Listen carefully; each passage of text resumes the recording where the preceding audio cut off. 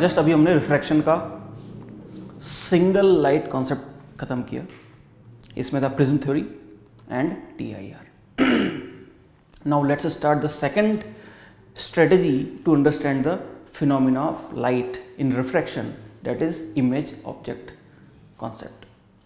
Image object concept basically multiple rays को define करने के लिए किया गया है कि अब सिंगल रे के एंगल ऑफ डेविएशन या एंगल से मतलब नहीं है। अब हम मल्टीपल रेज के साथ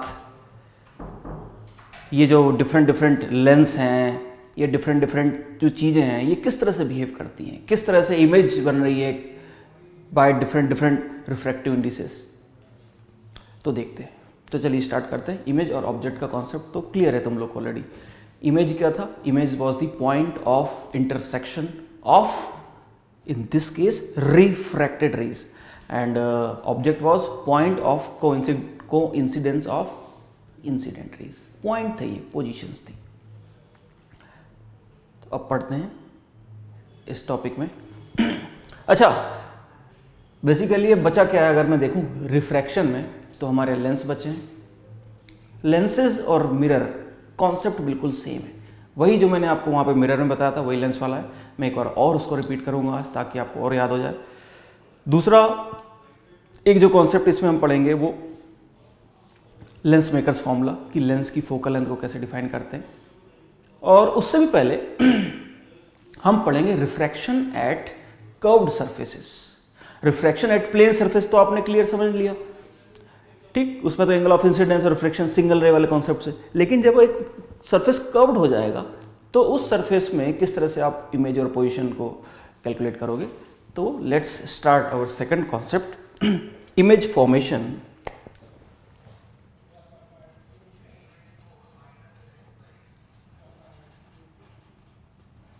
इमेज फॉर्मेशन इन रिफ्रैक्शन।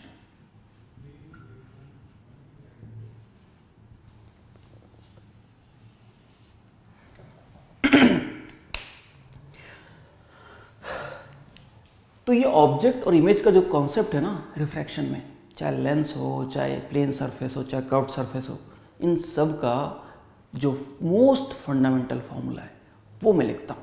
ये फॉर्मूले से ही सब कनेक्टेड है, एक ही फॉर्मूला है वो, और उसी को 2 बार लगा दो तो वो लेंस के लिए बन जाता है।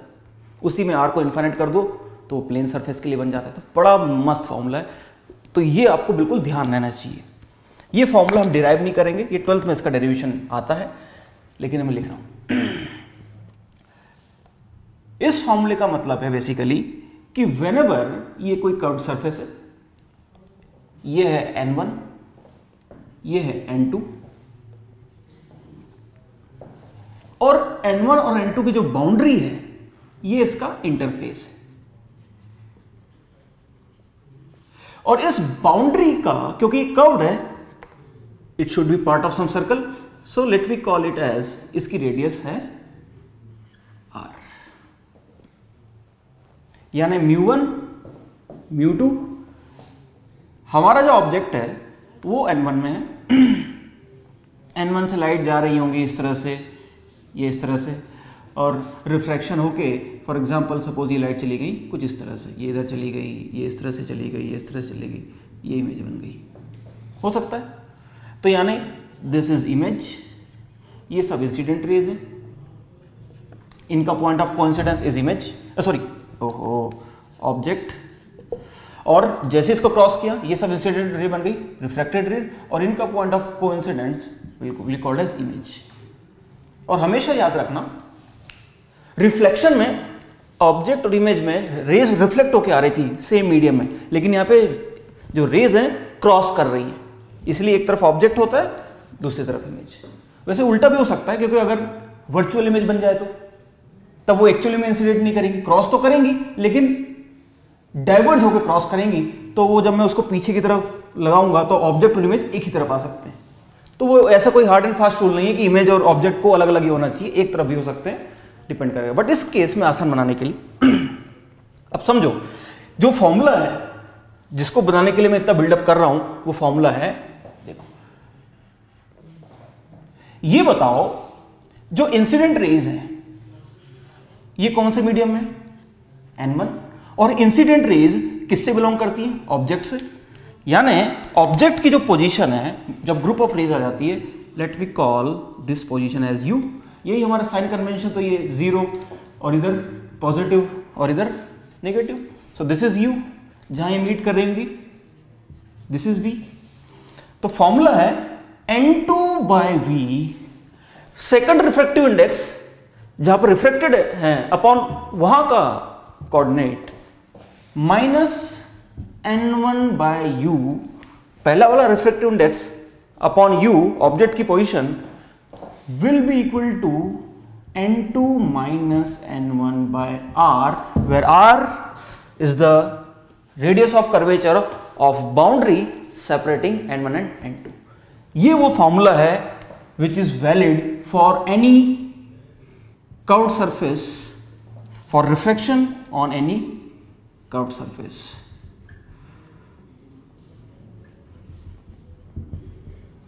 On any curved surface. इन सब टर्म का मीनिंग लिखते हैं हम। ये v क्या है, ये u क्या है, ये n1 क्या है, ये n2 क्या है और ये r क्या है। समझो इनका मतलब। v का मतलब वही है पोजीशन, यानी with sign. Position of what? Obvious ही बात है, इमेज। ठीक, इमेज अगर आगे है तो ओरिजिन के आगे पॉजिटिव लूंगा, अगर इमेज पीछे बन रही होगी तो मैं नेगेटिव लूंगा, वो डिपेंड करेगा। यू क्या है? Position of object. Generally negative ही होती है क्योंकि ऑब्जेक्ट तो पीछे ही होता है, ओरिजिन आगे और ओरिजिन के पीछे ऑब्जेक्ट, तो कोऑर्डिनेट नेगेटिव हो जाता है ऑब्जेक्ट का। n1 क्या है? n1 और n2 दोनों रिफ्रैक्टिव इंडेक्स, लेकिन कौन सा n1 है, कौन सा n2 है, ये समझना इंपॉर्टेंट है। तो n1 is that refractive index where incident rays lies, या वेयर, मतलब ऑब्जेक्ट लाइज कहना गलत है, मुझे कहना चाहिए वेयर रियल ऑब्जेक्ट लाइज, यानी एक्चुअली में ऑब्जेक्ट जहां है, एक्चुअल, रियल, वर्चुअल नहीं, एक्चुअल ऑब्जेक्ट जहां है। जैसे मैं बोलूं बर्ड, मैं बोलूं फिश, तो फिश जिस मीडियम है, मैं फिश को अगर देख रहा हूं तो ऑब्जेक्ट कौन है? मैं नहीं, फिश को देख रहा हूं ना, फिश से लाइट आ रही है तभी तो मेरी आंख में घुस रही है, मैं तो ऑब्जर्वर हूं, मेरे आंख में तो इमेज बन रही है, यानी ऑब्जेक्ट इज फिश। तो फिश जिस भी मीडियम में होगी वो n1 होगा, यानी ये n1 is that refractive index, that medium where, दो तरीके से याद रखना, या तो रियल ऑब्जेक्ट, ये सबसे आसान है, या इंसिडेंट रेज लाइज।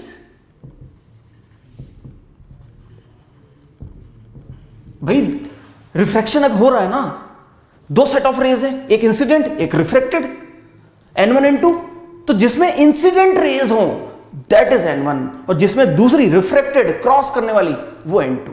ये भी ध्यान रखो, नहीं तो जिसमें ऑब्जेक्ट है वो n1 और जहां पे ऑब्जर्वर है वो n2। दैट मीडियम वेयर, या तो ऑब्जेक्ट की जगह पे लिख दो ऑब्जर्वर, और या रिफ्रैक्टेड, आसान है। ठीक, और आर क्या है? R is radius,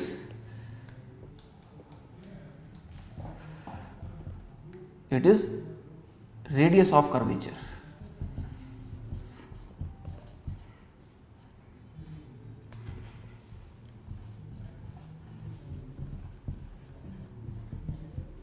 boundary.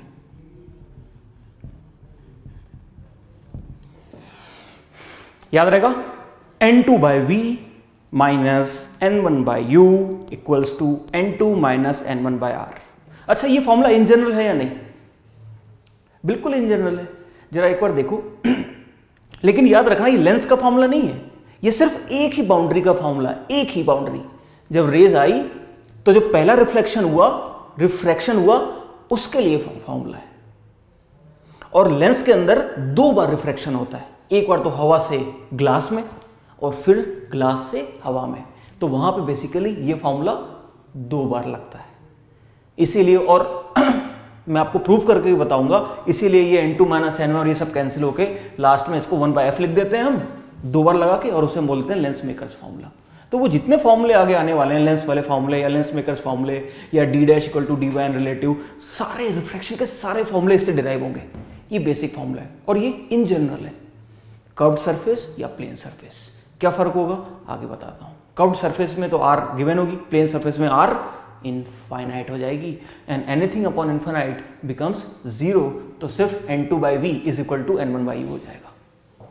तो this is image object concept of refraction का बेसिक फॉर्मूला। फिर से देखो, n2/v, n2 है रिफ्रैक्टेड रेज का मीडियम, v है पोजीशन ऑफ इमेज। यही तो देखना है बार बार, कहाँ इमेज बनेगी, कहाँ दिखेगी, कोई ऑब्जेक्ट कहाँ दिखेगा। वो इमेज के बारे में तो पूछ रहा है कि एक मछली पानी में चल रही है, मैं उसे देख रहा हूँ, मछली अगर एक्चुअल में 10 मीटर नीचे है, मुझे कितनी दूर दिखेगी, मुझे कितनी दूर दिखेगी, मैं मछली की इमेज देखूंगा, क्योंकि मछली से जो रेज आएंगी वो रिफ्रैक्ट होके आएंगी, तो डेफिनेटली इमेज भी बनेगी। यानी I will be able to see image. तो वही इमेज की डिस्टेंस निकालना, v निकालना, कितना नीचे। n1 incident rays, u position of object, n2 minus n by r boundary की radius of curvature. Very important formula और ये बिल्कुल भूलना नहीं है, ये हमेशा शायद में लिखा रहूंगा मैं और आपको भी याद रखना है। अब करते हैं ये topic image formation in refraction, इस बेसिक फॉर्मूले की मदद से। देखो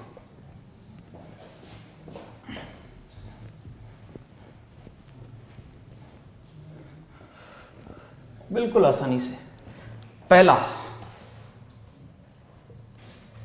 on plane interface, plane interface. So plane interface का मतलब क्या है, the boundary separating medium is plane or flat. Mathematically, flat boundary, this implies r is equal to infinite.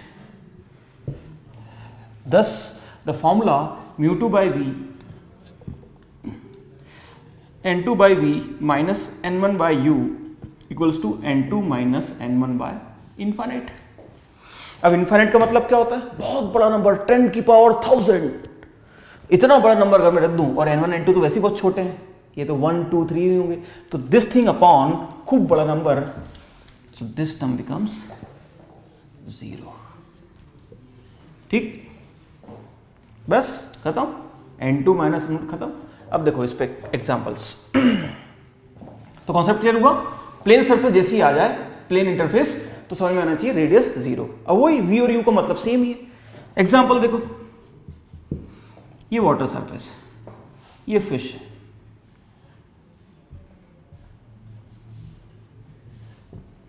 और इस वाटर सरफेस और फिश से इसकी जो डिस्टेंस है, let me call this distance as how much,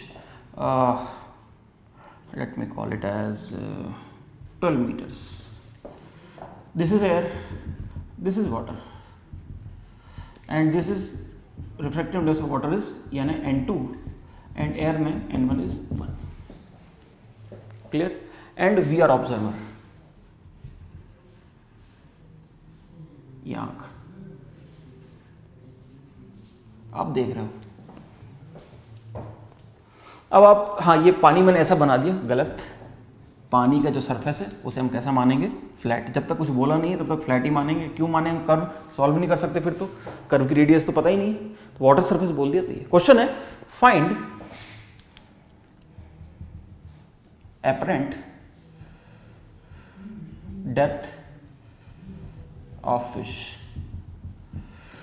हमें पूछा है कि फिश की एपरेंट, एपरेंट का मतलब क्या है, एक्चुअल और एपरेंट। एपरेंट का मतलब है जो लग रही है। बताओ फिश पानी से कितना नीचे लग रही है। लगने का मतलब है एक्चुअली में नहीं है, पर लग रही है, मतलब वी पूछ रहा है वो। लगेगी तो वही ना, हमको क्या लगेगा जो हम देखेंगे, हम क्या देखेंगे जो हमारी आंख में आएगा। हमारी आंख में क्या आ रही है, रिफ्लेक्टेड रेज, यानी ये जो मछली है, इस मछली से जो रेज निकली होंगी, ये जो रेज निकली होंगी, ये these all are incident rays. Flat surface, और फ्लैट सरफेस से निकलने के बाद यही रेस तो आंख में आ रही है, नहीं तो मछली थोड़ी दिखती। So these are refracted rays. So this ध्यान से देखो, मैंने कॉन्सेप्ट बताया था, जहां ऑब्जेक्ट है वो इंसिडेंट मीडियम, यानी ये जो 4/3 है ये n1 है, और जो देख रहा है ऑब्जर्वर वो n2 है। बस क्लियर हो गया। अब बताओ, जो बाउंड्री है, बाउंड्री से जो डिस्टेंस है, याद करो पहले भी मैंने ऐसा बनाया था, बाउंड्री से जो डिस्टेंस होती उसी को यू लिखते थे। तो ये बाउंड्री अगर फ्लैट हो गई तो कोई बात नहीं, बाउंड्री से जो डिस्टेंस है ऑब्जेक्ट की वह यू लिखते थे।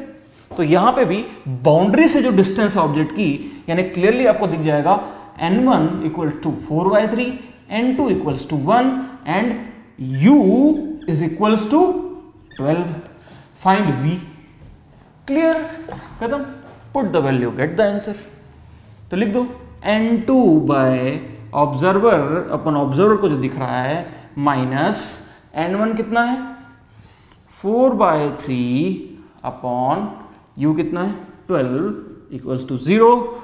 सॉल्व कर दीजिए तो यहां से आपका आ जाएगा v इक्वल्स टू 9 मीटर।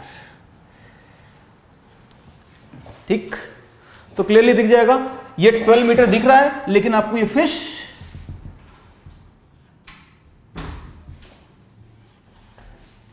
ये u, ये जो v है, ये v is equal to 9 metre. This is answer. Fish ऊपर दिखेगी। कॉन्सेप्ट क्लियर हुआ अच्छे से? एक और क्वेश्चन करते हैं।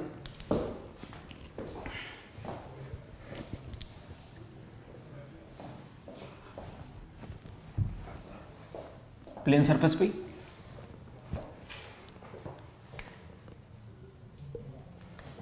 एक बर्ड है, ये बर्ड है, ये फिश है। बर्ड की डिस्टेंस 18 मीटर है, फिश की डिस्टेंस 12 मीटर है। ये वाटर है, ऑब्वियसली बात है, पानी तो मछली जल की रानी है, ये पानी में रहेगी, ये एयर में रहेगी। बर्ड एयर का 1 पूछा है, ये 18 मीटर है, 18। Find apparent distance of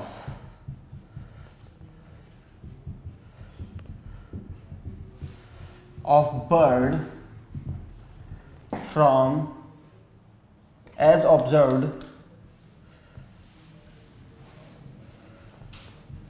by fish। अब क्वेश्चन ये है कि अब फिश देख रही है बर्ड को, फिश देख रही है बर्ड को। Who is observer? Fish is observer. Observer and who is object? किसको देख रही है? जिसको देख रही है वो ऑब्जेक्ट है, ये बर्ड। ऑब्जर्वर और ऑब्जेक्ट डिसाइड कर लिया तो मुझे पता चल जाएगा ऑब्जेक्ट होता है n1 में और ऑब्जर्वर होता है n2। क्लियर, खत्म। लगा दो, क्या formula? n2 by v minus n1 by u equals to n2 minus n। अच्छा, वो तो ये तो 0 हो गया था ना, प्लेन सरफेस है, देखो वाटर। तो पुट कर दो। किसको देख रहा है? बर्ड देख रही है ना, फिश देख रही है ना, फिश देख रही है। ऑब्जेक्ट कौन है? ये। तो वहां पे जो u रखते हैं वो 12 रखो या 18? u is the distance of object from boundary. Object from boundary, यानी ये नहीं, u is equal to 18। Put the value, तो लिख दो, क्या हो जाएगा? n2 observer, n1 object. n2 observer 4/3, observer को दिखेगी v पे, जो निकालना है, इक्वल टू माइनस या इक्वल टू कर दो ना, ये इधर जाके equal to n1 object by u, object की डिस्टेंस 18।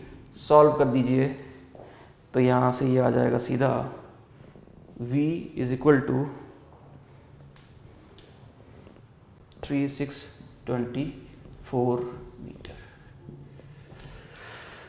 यानी इस फिश को, ये जो बर्ड है, और ऊपर दिखेगी।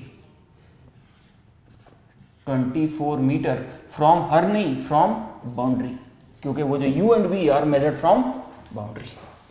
Concept clear? तो प्लेन इंटरफेस के ऐसे छोटे छोटे क्वेश्चन आएंगे, आप कर लोगे। अब अगले पे चलते हैं। अब सिर्फ मुझे क्वेश्चंस करवाने हैं, ये पूरा चैप्टर ही खत्म हो जाएगा क्वेश्चन कराते कराते ही। है ही बहुत आसान, एक ही फॉर्मूले पे। तो प्लेन सरफेस हो गया। Now let's calculate for single refraction on curved surface.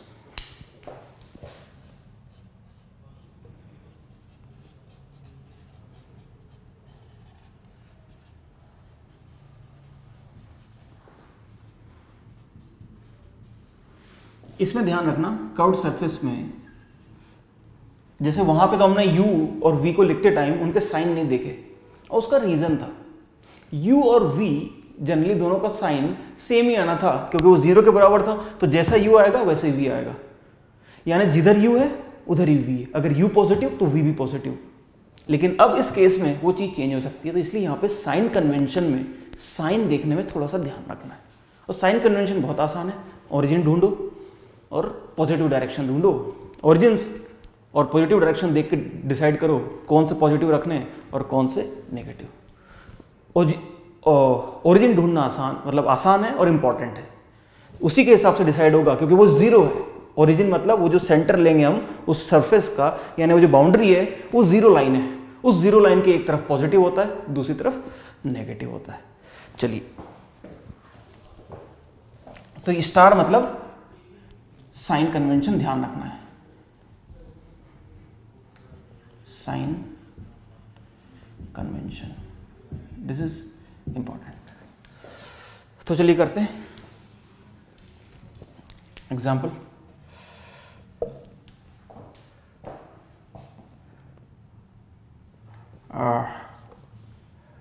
एक glass, it's a glass solid sphere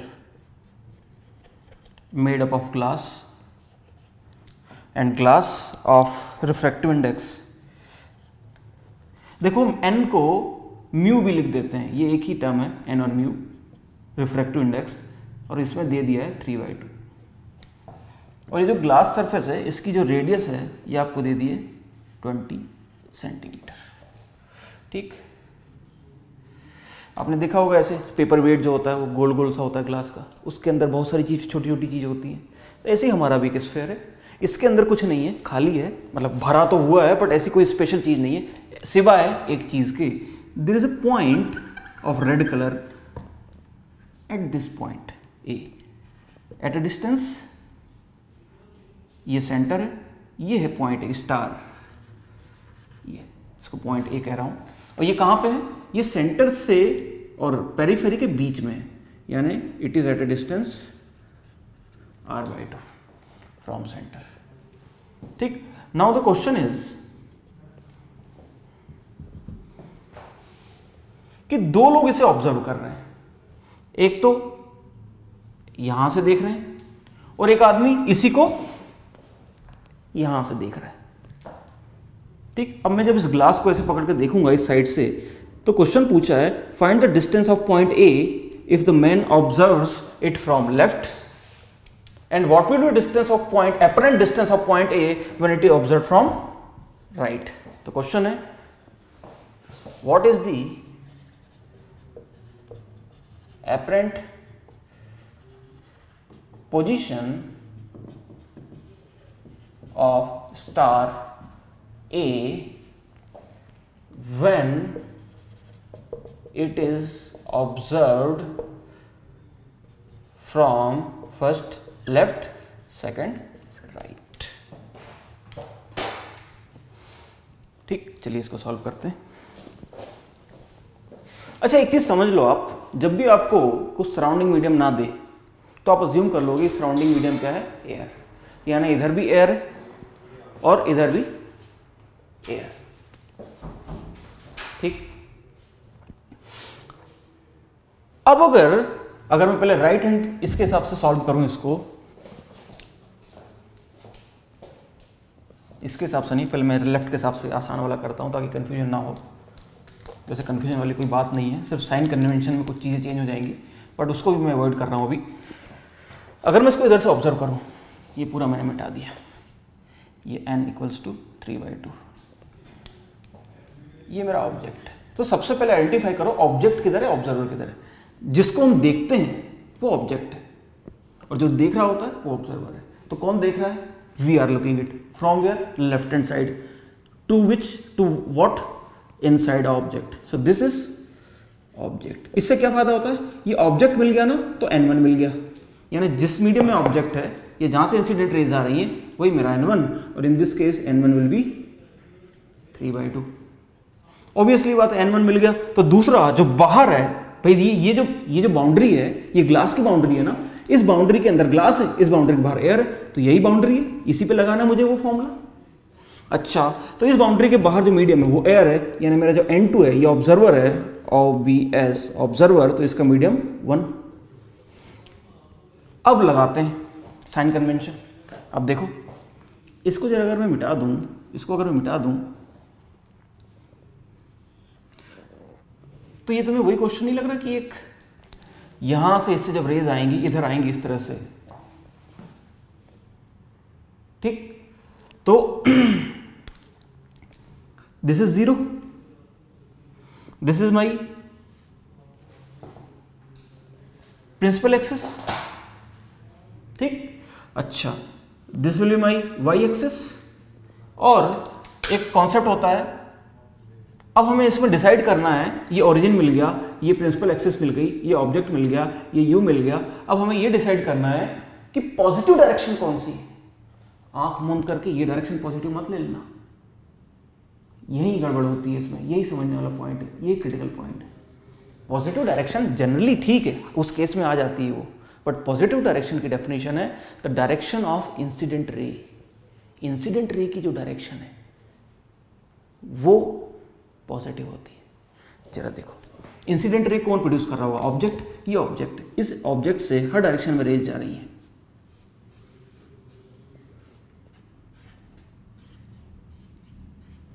अब आप बोलोगे सर फिर तो उधर भी जा रही है, फिर तो मैं कौन सी पॉजिटिव लूं? तो डिपेंड करेगा आप कौन सी इंसिडेंट रे ले रहे हो। आप ये बताओ, अगर आप इधर से ऑब्जर्व कर रहे हो तो क्या ये वाली रेज काम की है? ये वाली रेज तो उधर जा रही है, यानी जब आप इधर से ऑब्जर्व कर रहे हो तो कौन सी रेज लोगे आप? ये, यानी कौन सी पॉजिटिव डायरेक्शन हुई? This direction is positive, this is 0 and beyond it is negative. तो कॉन्सेप्ट क्लियर हुआ? इसको मैं लिख देता हूं, साइन कन्वेंशन। मैंने कहा ना साइन कन्वेंशन ध्यान रखना है यहां पे, और कुछ नहीं। Positive direction is the direction of incident rays। बेटा ये साइन कन्वेंशन का ही खेल है इसमें, और कुछ नहीं, ठीक है? अब इस डायग्राम को मैं थोड़ा सा क्लियर से फिर से बना रहा हूं, बट ये आपको लॉजिक क्लियर हो गया। ये 0, क्योंकि इंसिडेंट रेज इधर से देख रहा हूं तो इधर वाली मैं चूज करूंगा, तो इनके हिसाब से ये डायरेक्शन पॉजिटिव है, ठीक? ये पॉजिटिव है, ये 0 है, यानी 0 के आगे पॉजिटिव नंबर और 0 के पीछे नेगेटिव नंबर। एक दो क्वेश्चन करोगे ना तो क्लियर हो जाएगा कि हो क्या रहा है यहां। देखो,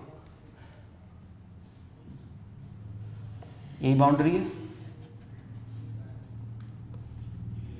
यही सेंटर है, यही रेडियस है, और ये मेरी, और ये, and this is 0, this is positive, this is A which is object and this is observer। यहाँ का n, ऑब्जेक्ट का n n1 होता है 3/2, ऑब्जर्वर का n n2 होता है जो कि एयर है इन दिस केस। तो क्लियरली दिख रहा होगा, ऑब्जेक्ट की जो पोजीशन है ये हो जाएगी u। अब मुझे v निकालना है, put the value get the answer. तो क्या हो जाएगा? n2/v minus n1/u equals to n2 minus n1/r।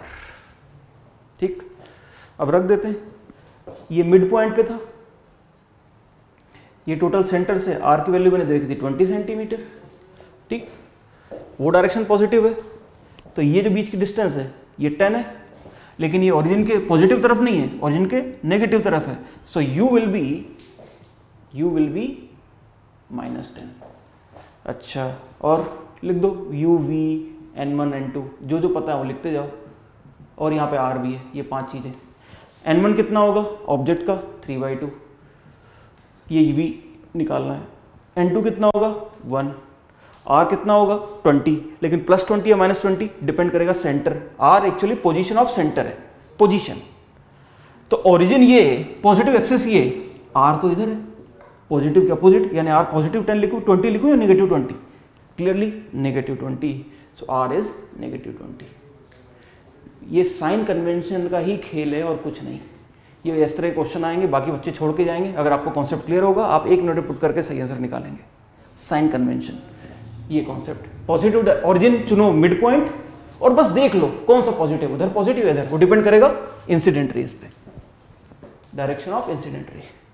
रख दो अभी यहाँ वैल्यू, तो क्या हो जाएगा n2 1/v -n1 3/2 u कितना है -10। तो ये लिस्ट पहले ही बना लो आप, ताकि बाद में वैल्यू पुट करते टाइम प्रॉब्लम ना हो।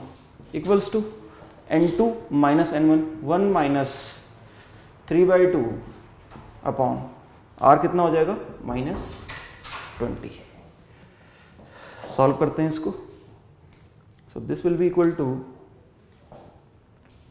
3/2, यहाँ से नीचे ये माइनस से माइनस प्लस हो जाएगा, सो 3/20, सो 1/v इक्वल्स टू ये 3/20, ये प्लस हो गया, इधर जाके माइनस हो जाएगा, तो -3/20, और ये जो टर्म है 1 में से 3/2 घटाओगे तो -½ और माइनस माइनस प्लस, तो +1/½ और 20 मल्टीप्लाई हो जाएंगे, हाफ नहीं नीचे 2, तो +1/40।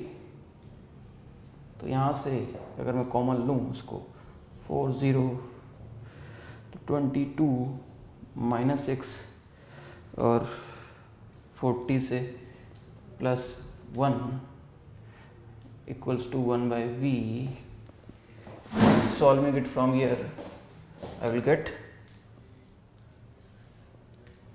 v will be equal to, calculation है यार, दिमाग नहीं लगाना है, कॉन्सेप्ट समझ लिया, -8 सेंटीमीटर।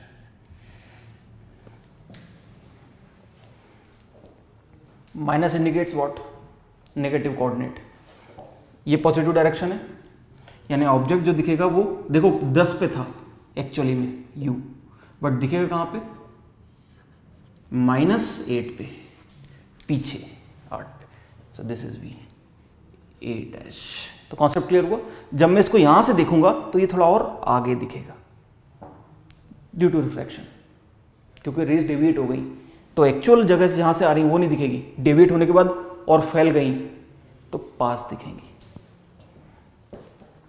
वैसे ही अपोजिट साइड वाला भी क्वेश्चन हो जाएगा, बहुत आसान है, वो भी देखो मैं 1 मिनट में आपके सामने करता हूँ, बट ये कॉन्सेप्ट क्लियर हुआ।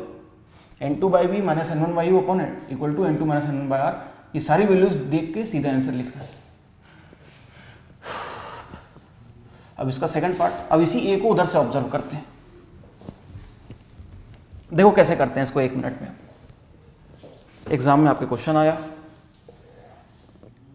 ये रेडियस दे दी इसकी r, ये दे दिया 3/2 और ये ए पॉइंट, ये ऑब्जर्वर। तो तुरंत देख लोगे आप, ऑब्जर्वर उधर है, ऑब्जेक्ट इधर है, जिधर ऑब्जेक्ट है वही n1 हो जाएगा, जिधर ऑब्जेक्ट है, जिधर ऑब्जर्वर है वही n2 हो जाएगा।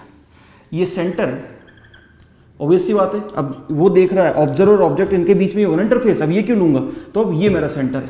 तुरंत वहीं क्वेश्चन पेपर में एक ऐसी लाइन बना दो और ऐसी लाइन बना दो, ताकि तुम्हें कोऑर्डिनेट जैसे फील आए। ये 0 लिख दो। अब आइडेंटिफाई करो कौन से पॉजिटिव, वो जाइए, वो डिपेंड करेगा इंसिडेंट रेज पे। अभी बताओ, अगर ऑब्जर्वर इधर है तो ए से उधर जाने वाली रेज ही पॉजिटिव होंगी, यानी दिस इज, देखा उल्टी हो गई ना, ओबवियसली तो उल्टी होनी भी थी, इधर पॉजिटिव ये ली, इसके लिए पॉजिटिव वो ले रहे हैं, क्योंकि ऑब्जर्वर उधर हो गया ना यार, इंसिडेंट रेज इधर हो गई, तो तो वो चेंज हो सकती हैं, यही फंसाते हैं वो एग्जाम में।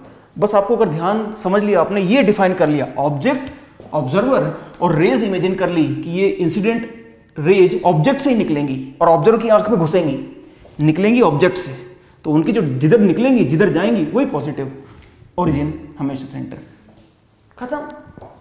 अब लिख डालो, क्लियर है? लिस्ट बना लो सीधा यहाँ पे, U, V, N1, N2 and R। तो U क्या हो जाएगा? U देखो सेंटर से ये 10 इधर है और ये पूरा 20 है, तो टोटल कितना हुआ? 30। वो पॉजिटिव है पीछे, यानी म्यू माइनस 30।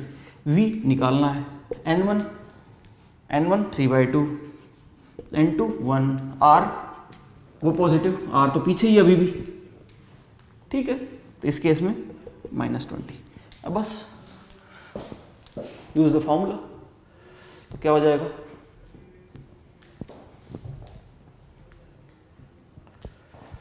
N2/V यानी N2 देखा, दिमाग में भूल जाते हैं इसलिए लिख लिया करो वहाँ पे भी, नहीं तो गड़बड़ कर दोगे आप जल्दीबाजी में। N2/V minus N1 3/2/U that is -30 equals to N2 minus N1 1 minus 3/2 upon R that is -20। बस अब ये अगर वैल्यूज आपने सही पुट कर दी तो बस कैलकुलेशन करना है, काम खत्म करना है। ये माइनस और ये माइनस प्लस हो जाएगा, ये 3/60 हो जाएगा, तो 3 से 10 ये बन जाएगा 1/V प्लस 1/20 इक्वल्स टू, वहाँ से बचेगा -½ 1/40 प्लस हो जाएगा, क्योंकि नीचे भी माइनस ऊपर भी माइनस आएगा तो 40 उधर ले जाओगे तो क्लियरली यहाँ से दिख रहा है। मैं डायरेक्टली इसकी वैल्यू लिख रहा हूँ, दिस विल कम -40। कैलकुलेशन करके देख लेना, मुझे याद है ये वैल्यू। तो यानी यहाँ से जो ऑब्जर्वर होगा वो उसे 30 पे नहीं 40 पे दिखेगा। ये U था और ये V है, माइनस माइनस। तो समझ में आया? यहाँ से जो दिखेगा उसको वो 30 पे नहीं, एक्चुअली में 30 है बट दिख कर रहा है 40 पे, इसीलिए उसको कहते हैं एपरेंट, दिख रहा है। खत्म।